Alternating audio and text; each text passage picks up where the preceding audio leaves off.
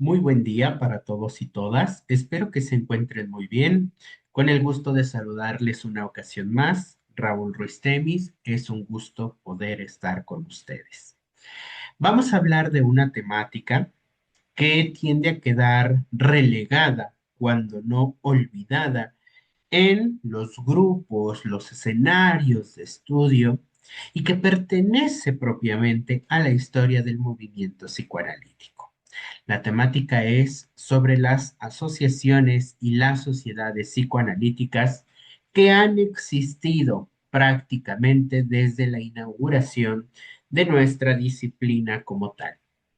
Para tal efecto, vamos a hacer tres videos, tres partes de la temática, con el fin de que no se vuelva un video único muy extendido.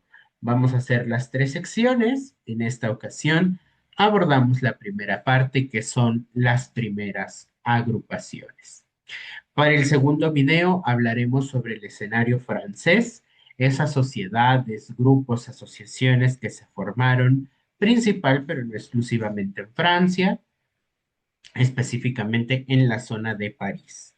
Y por supuesto, el tercer video será sobre el devenir latinoamericano, algunas de las asociaciones y federaciones que tienen presencia desde hace algunos años en el continente americano, particularmente enfatizando aquellas que han tenido algunos cismas, algunas escisiones, algunas dificultades. Se vuelve infructífero intentar reunir los datos de todos y todas las personas, psicoanalistas, médicos, médicas, psicólogos, psicólogas, filósofos, filósofas, que han creado, disuelto y algunas se han quedado en el intento de formalizar alguna sociedad, alguna institución, alguna asociación.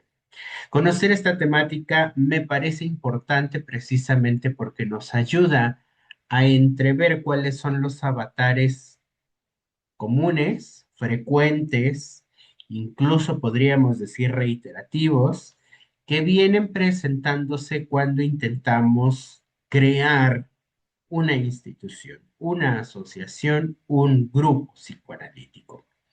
Evidentemente también vamos a ir haciendo algunas acotaciones históricas, vamos a ir haciendo algunas precisiones, pero desde ahora pues sepan que la información proviene primordialmente del diccionario de Rudinesco y Plon, y también algunos datos son rescatados de las páginas oficiales de las asociaciones y sociedades que aún prevalecen, ¿vale? Entonces, en ese sentido, comencemos con la primera parte, las primeras agrupaciones. Y no podríamos hacerlo sin mencionar a la sociedad inaugural, la Sociedad Psicológica de los Miércoles, que fue creada en 1902 por Sigmund Freud, Adler, Wilhelm Steckel, Rudolf Reitler y Max Kahn. Aquí tenemos en la imagen a los primeros cuatro personajes mencionados y que justamente fueron los primeros en intentar gestar, crear un espacio donde pudieran irse socializando algunos saberes, algunos conocimientos, algunas ideas incluso consideradas a la posterioridad como utópicas. Este primer círculo duraría entre 5 y 6 años, sería disuelto en 1907 y básicamente nos relata Rudinesco, esta sociedad, este grupo, compartía un halo muy filosófico, al estilo banquete socrático que se impregnaba del espíritu vienés. Es decir, los asistentes de esta sociedad se reunían en torno al maestro, en torno a Freud, con el objetivo de despertar la conciencia a la luz de la inteligencia suprema de este personaje que había creado una nueva doctrina. ¿Vale? Básicamente llevaba 2 años, casi tres podríamos decir, de haberse formalizado el inicio de la disciplina psicoanalítica y ya existía una tendencia a vanagloriar al maestro, al iniciador, al fundador, podríamos decir al padre. Elizabeth Rudinesco dice, esta fue la primera horda psicoanalítica que asentó los construccionismos institucionalistas del movimiento psicoanalítico. ¿Cómo era la dinámica de esta sociedad? Nos dice Rudinesco, sentados en torno a una mesa oval, los asistentes tenían la obligación de tomar parte en los intercambios sin leer textos preparados con anticipación. Es decir, de alguna manera eran una serie, una especie de plenaria en donde justamente podían ir intercalando a manera de debate estas nociones sobre sus casos clínicos, sobre construcciones como el inconsciente, el sueño, la sexualidad, pero también incluían en esas discusiones algunos avatares de sus propias vidas, sus propios problemas, sus amores, sus utopías. Estos asistentes, por supuesto, fueron los que de alguna manera desarrollaron poco a poco, día a día, la técnica del psicoanálisis, los que fueron compartiendo ciertas nociones sobre lo que sería la clínica de la cura, la exposición de casos y, por supuesto, la constelación conceptual de la doctrina.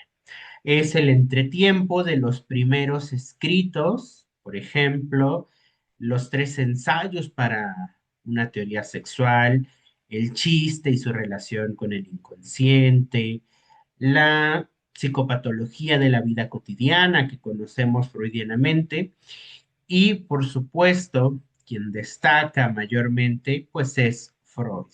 ¿Por qué? Por ser el iniciador, por ser el maestro, por ser el padre de la horda psicoanalítica inicial. Para 1907, que fue el año de la disolución de esta sociedad, habían alrededor de 22 miembros activos cuando se anunció por parte de Sigmund Freud la disolución del grupo. Al año siguiente, 1908, lo que era la Sociedad Psicológica de los Miércoles se transformaría en la Asociación Psicoanalítica de Viena o vienesa, como la conozcan, que ahora sí sería la primera asociación psicoanalítica del mundo. En este cruce, en este pasaje de ser una mesa oval, de ser un intercambio entre todos los asistentes obligados a tomar la palabra, ahora se sustituye por una lógica de autoridad. Y entonces aparecen ya diferencias jerárquicas que ponen distancia entre maestros y alumnos, entre sabios y aprendices. Podríamos decir que el banquete socrático se vio sucedido por la Academia Platónica. ¿Vale? Entonces pasamos como tal a esta noción de la asociación psicoanalítica, conservan aún en la recurrencia, la frecuencia los días miércoles como una tradición para seguirse encontrando, para seguir haciendo pues el planteamiento de sus ideas, el recuento quizá de aquellos elementos que formarían parte de los escritos iniciales, técnicos, teóricos. Y esta Asociación Psicoanalítica de Viena se vuelve un escenario liberal moderno, que ya empieza también a ser partícipe de reglamentaciones democráticas sobre quién tiene y quién no tiene el derecho a la palabra, merced, por supuesto, de esta diferencia jerárquica entre maestros que enseñan y alumnos oyentes aprendices. Vemos justamente que en esta sucesión de la academia, dejando detrás el banquete, genera la abolición de la regla que obligaba a todos a tomar la palabra. Y entonces ahora solamente algunos cuantos podrán hacer uso de la misma para socializar conocimientos. Las sesiones dejaron de realizarse en el departamento de Freud justamente alrededor de esa mesa oval y empiezan a realizarse en una sala, en un salón que era llamado el Colegio de los Doctores. Una cuestión ya mucho más formalizada, mucho más, podríamos decir, incluso administrativa, pero pues evidentemente tampoco duró mucho tiempo esta asociación psicoanalítica vienesa porque se disolvería 2 años después, perdón, de su inicio en 1908, cuando ya había 58 miembros adscritos. De estos 58, 27 eran médicos y había únicamente una mujer. Rodinesco no nos dice quién es, rastreando quizá alrededor de las fuentes de Internet. Hay quienes especulan que podía haber sido Lobo Andrea Salomé, no lo sabemos, pero pues al final nos demarca que era una asociación primordialmente constituida por varones. Entre tanto, la mayoría de ellos eran judíos austriacos. De este tiempo de la Asociación Psicoanalítica de Viena, destacan dos personajes, Otto Rank y Paul Feder. Otto Rank sería uno de los secretarios con mayor fineza y por supuesto con mayor ímpetu para rescatar los intercambios que se hacían al final de la Sociedad Psicológica de los Miércoles y al inicio de la Asociación Psicoanalítica de Viena. Esas actas, justamente una vez que se enfrentaron a los entretiempos de la Primera y la Segunda Guerra Mundial, fueron dados en custodia a Paul Feder, ¿no? Uno de los allegados también más cercanos a Rank, gracias al cual tenemos algunos escritos que todavía se pueden encontrar circulando en la literatura impresa, pero también en la literatura digital. ¿Vale? Entonces, aquí ya tenemos la aparición de estas dos figuras importantes. Precisamente en 1910, cuando se disuelve esta asociación psicoanalítica vienesa o de Viena, aparece lo que hoy conocemos como la Asociación Psicoanalítica Internacional, que bueno, ese es el nombre en español, sus siglas en inglés permiten el constructo de IPA. Fue fundada el 30 de marzo de 1910, inicialmente por Sándor Ferenczi y Sigmund Freud. En este momento, recordarán ustedes con el video pasado que hablábamos sobre Jung, él ya era cercano a Freud, ya tenía alrededor de 3 años de haber estado en contacto cercano con él y pues de alguna manera se habían afianzado las relaciones, pero también los viajes hacia Estados Unidos, donde pues impartirían sus ya mencionadas conferencias que pues de alguna manera sentarían tanto la disposición como la indisposición de hacer de Estados Unidos un lugar futuro para el establecimiento del psicoanálisis. Si no han visto ese video de Jung y su relación, pero también su distanciamiento con el psicoanálisis, recuerden que está en el canal del Heraldo Psicoanalítico, ahí lo pueden revisar.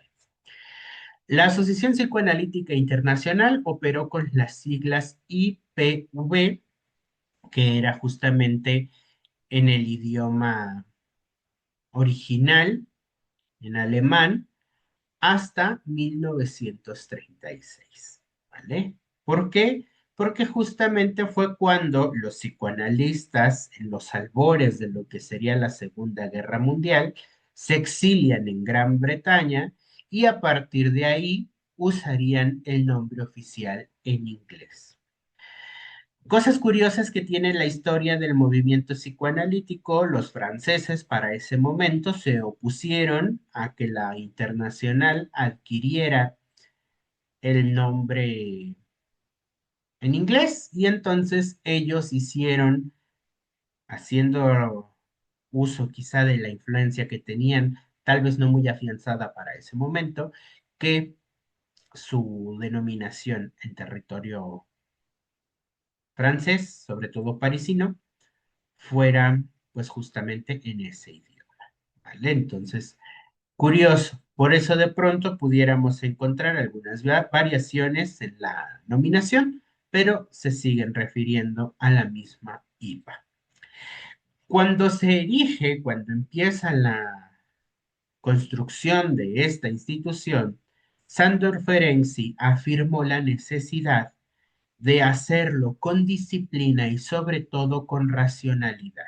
Apelando justamente a estos elementos, puso en guardia a los psicoanalistas contra los peligros que entrañaba la creación de toda organización. Y Rudinesco rescata una frase dicha por Ferenczi a los psicoanalistas integrantes de la temprana IPA de ese momento. Él dijo, conozco bien la patología de las asociaciones y sé hasta qué punto en los agrupamientos políticos, sociales y científicos suelen reinar la megalomanía pueril, la vanidad, el respeto a fórmulas huecas, la obediencia ciega, el interés personal, en lugar de un trabajo concienzudo, consagrado al bien común. Yo los invito un poco a pensar si conocen, si han formado parte incluso de estas agrupaciones, sociedades, instituciones, centros de estudio que intentan emular las primeras agrupaciones, los primeros círculos psicoanalíticos y que ponen justamente a un representante, casi siempre el fundador, como la máxima estela brillante de sabiduría y conocimiento, a quien se le rinde pleitesía casi de manera ciega, como advertía ya Ferenczi, hace más de 115 años. Las asociaciones como grupos, después llegaría Bion y nos plantearía sus supuestos básicos sobre la conformación grupal, despiertan como todo grupo ciertas angustias, ciertas ansiedades que suscitan ciertas defensas y por lo tanto hay repliegues, hay confrontaciones, hay especulaciones, hay enaltecimientos que justamente son actuares defensivos para intentar aminorar toda esa angustia que se vive. Ferenczi lo advirtió, ¿hasta qué punto podríamos pensar que no hemos tomado la suficiente conciencia de esa notificación, de esa advertencia que lanzaba con cierto ímpetu? La IPA surge de la necesidad de crear una verdadera asociación que fuera capaz de unir los grupos psicoanalíticos de los diferentes países en los cuales se iba posicionando la disciplina. Ya mencionábamos en el video anterior que pues estaba Suiza como uno de los países a los que llegó rápidamente el psicoanálisis, Francia, después sería Bélgica, por supuesto Inglaterra o el Reino Unido, entre muchos otros países europeos. Y con las migraciones, por supuesto también Estados Unidos, Argentina, Brasil y algunos otros destinos. ¿Vale? Pero para ese momento, la intención era, al menos en el escenario local europeo, ir intentando unir intereses, más allá de imponer reglamentaciones. Esto, por supuesto, cambiaría. Rudinesco nos muestra una breve cronología sobre qué pasaba en los años que la IPA pues, se consolidó. Primero, entre 1910 y 1925, la Asociación Psicoanalítica Internacional únicamente era un organismo de coordinación de los diferentes grupos locales europeos, que por supuesto cada uno disfrutaba de cierta autonomía sobre la formación de los psicoanalistas. Tenían a lo mejor libertad de reunión, podrían disponer de diferentes formas de hacer partícipes a los interesados en la doctrina freudiana, sobre todo, algunos aportes de los más cercanos, Ferenczi, Abraham, hasta que llega el segundo periodo, que abarcaría entre 1925 y 1933, donde empiezan a aparecer ciertas obligatoriedades como las referidas al análisis didáctico y el control o la supervisión, llevando a la IPA a transformarse entonces en una organización, ahora sí con reglamentaciones más estrictas sobre la formación y la admisión de candidatos a psicoanalistas, que por supuesto iban encaminadas a normalizar las curas o los tratamientos y excluir de la formación a los analistas no médicos. ¿Vale?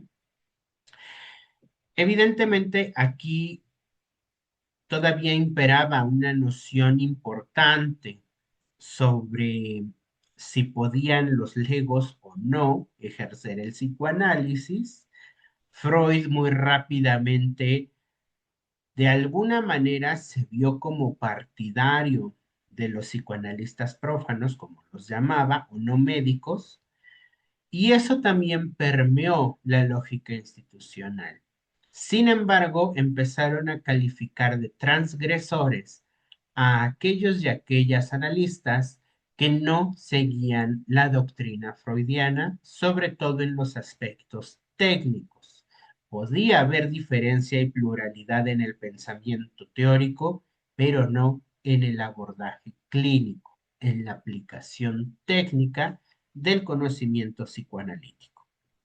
Entre 1933 y 1965, que ya fue el periodo de la Segunda Guerra Mundial, la IPA se enfrenta, por supuesto, al nazismo, la era de las grandes escisiones, que por supuesto ya asentados en Inglaterra, pues sucedió entre Melanie Klein y Anna Freud sobre todo, que son las que conocemos con mayor ímpetu, pero también hubo muchas otras, por ejemplo, entre Melanie Klein y Donald Winnicott, entre Edward Glover y los Kleinianos.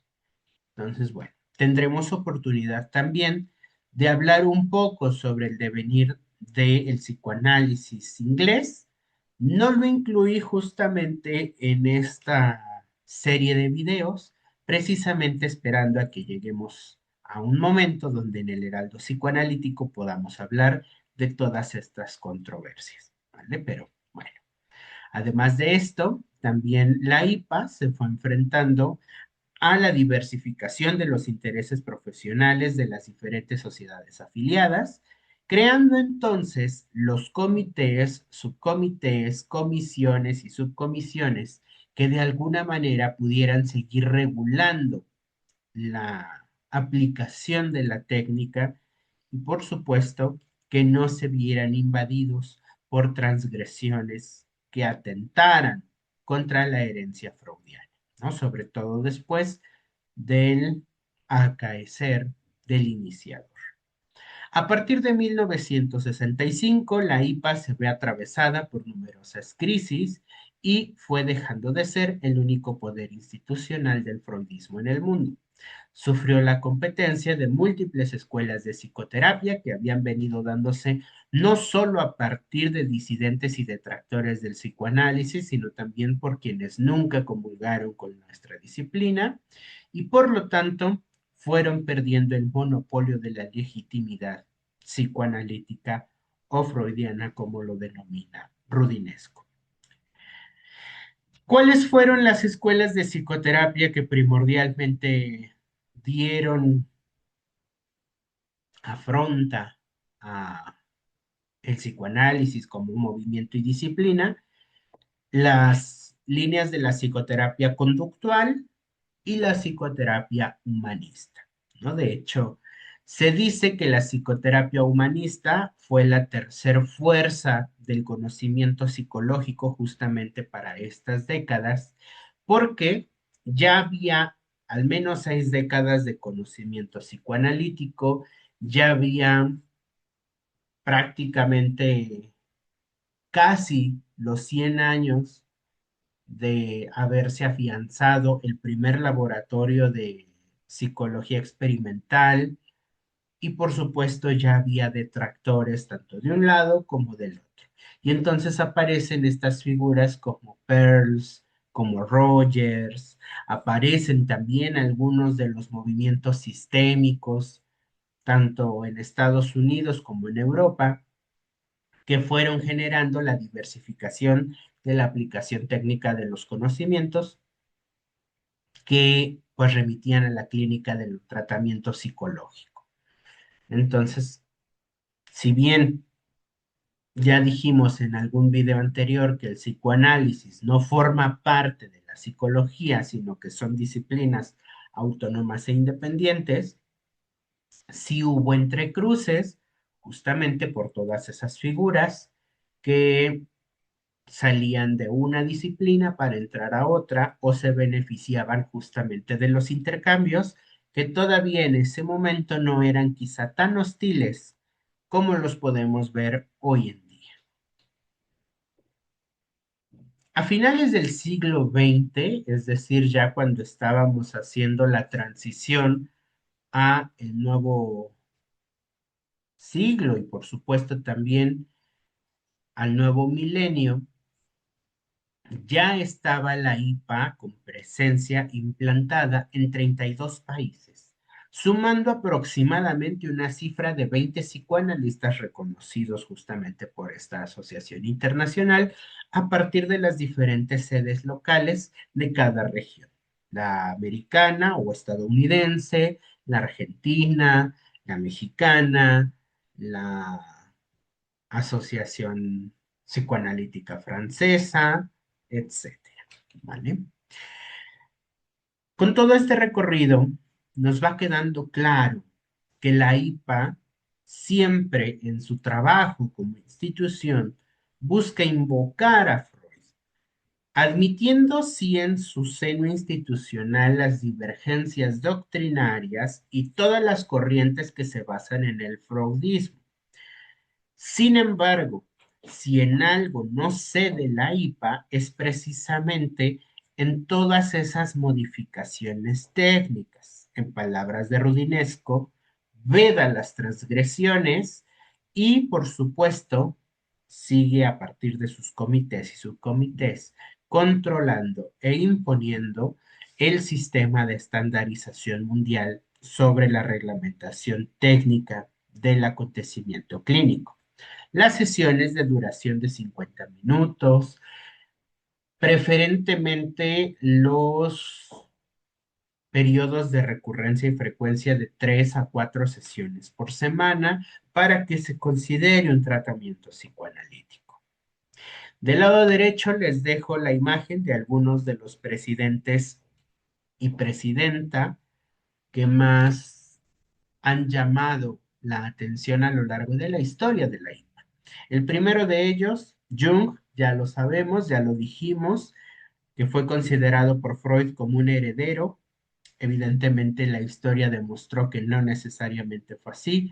Fue uno de los errores de atino del iniciador del movimiento psicoanalítico, pero bueno, cobra relevancia por haber sido el primer presidente. Ernest Jones, que fue uno de los que duró en el poder de la presidencia de la IPA más tiempo, fue el que enfrentó la Segunda Guerra Mundial casi de principio a fin. Él estuvo de 1934 a 1949 ininterrumpidamente y antes de eso ya había estado en dos periodos de régimen también en la década de 1920. Horacio Chegoyen llamó la atención también por sus aportes desde Argentina, nutridos por el kleinismo, y llama la atención, fue el primer presidente de lengua española, ¿no? O hispanohablante, podríamos agregar latinoamericano. En el cierre del siglo anterior, inicio de este, Otto Kemper, uno de los psicoanalistas predilectos de este canal y por supuesto de su servidor, también llevó a la IPA a que fuera mucho más cercana a estas nociones de lo fronterizo, lo límite, lo borderline, y los congresos que de alguna manera se gestaron bajo su presidencia tuvieron ese aire amplificador sobre lo que hasta entonces parecía primar respecto a las estructuras. Y Virginia Ungar, que fue la presidenta mujer que estuvo a cargo prácticamente durante, si no mal recuerdo, el periodo de la pandemia por COVID. ¿Vale? De hecho, es la penúltima presidenta. Ahorita hay un presidente nuevo que, bueno, vino a suceder. Revisando cómo vienen dándose las presidencias de los y las psicoanalistas que han dirigido a la IPA, al parecer pueden ser de 2 o 4 años sus presidencias, si es que son elegibles para ello. Por supuesto, toda la parte de la administración sigue prevaleciendo en lo oculto, en lo no enunciado. Sería interesante quizá que si alguien conoce cómo son estos procesos de primera mano, pues nos lo pudiera compartir y si no, que lo sigamos rastreando un poco para conocer cómo es la cuestión administrativa en la internacional. Así que bueno, ya llevamos 3 de las primeras agrupaciones y como última de este primer video, no podríamos dejar de mencionar al Comité Secreto, o como también se le llega a denominar, la Sociedad del Anillo. Este círculo fue formado en 1912, 2 años después de haberse formalizado la institución de la IPA, y por supuesto en los albores de los conflictos Freud-Jung. Este círculo se crea por iniciativa de Ernest Jones y para poder darle paso, incluyeron a los considerados discípulos más fieles del iniciador, Karl Abraham, Hans Sachs, Otto Rank y Sándor Ferenczi. Si ustedes pueden ver aquí en la pantalla, de izquierda a derecha, de arriba hacia abajo, tenemos a Rank, tenemos a Abraham, tenemos a Max Eitington, que llegaría algunos años posterior a la fundación del comité, tenemos a Ernest Jones, después a Freud, después a Ferenczi y después a Hans Sachs. En este círculo, el maestro, Freud, el iniciador, rodeado de sus elegidos, trataba de determinar las formas, la manera de preservar la doctrina psicoanalítica de toda forma de deriva, alguna desviación o alguna mala interpretación. Es decir, era la élite de la sabiduría psicoanalítica, casi casi los tocados por la mano de Freud. Para sellar esta unión del comité secreto, Freud les dio a cada uno de ellos una pieza grabada en hueco con un motivo griego que podría ser posicionada en un anillo de oro. Entonces, por eso el nombre. Dato curioso, se dice que Freud ofreció con posterioridad alguno de estos anillos que todavía se quedaban en su resguardo una vez de su disolución a partícipes que de alguna manera demostraban lealtad a su movimiento, entre ellas Marie Bonaparte, la princesa Marie.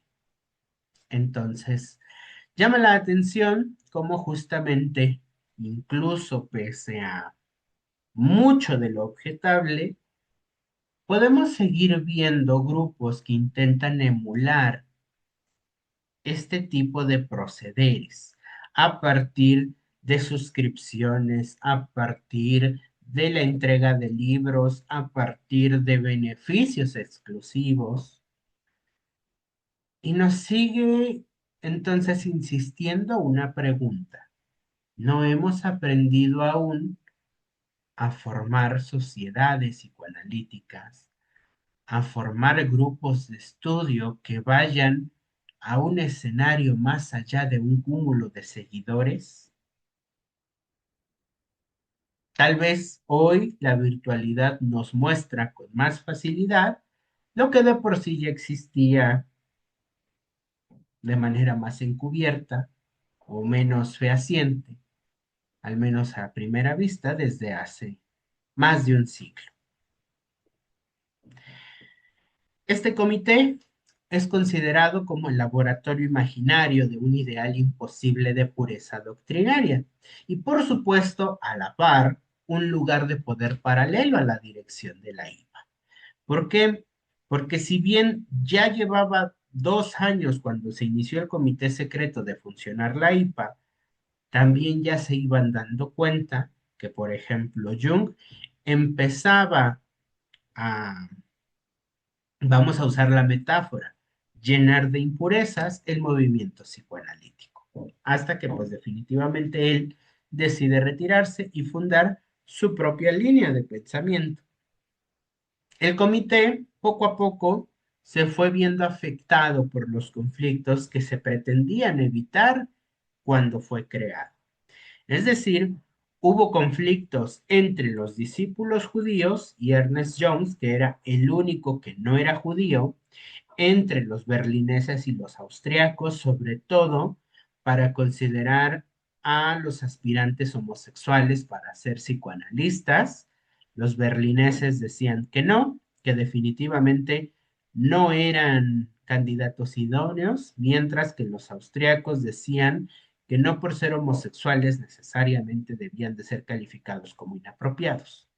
Entre otras cosas, el tema de la homosexualidad generó cismas y disputas entre analistas berlineses y austriacos, entre Ferenczi y Jones sobre si podía o no expandirse el psicoanálisis de Europa a Estados Unidos, entre Ferenczi y Freud, sobre todo en la década de los 20, cuando pues ya incluso advino la segunda tópica entre Ferenczi y Rank, que curiosamente eran descritos por Rodinesco los más apacibles del grupo, y bueno, finalmente vinieron a revelar estos conflictos, que había tensiones entre quienes se consideraban más ortodoxos y los que eran partidarios de una renovación de la técnica.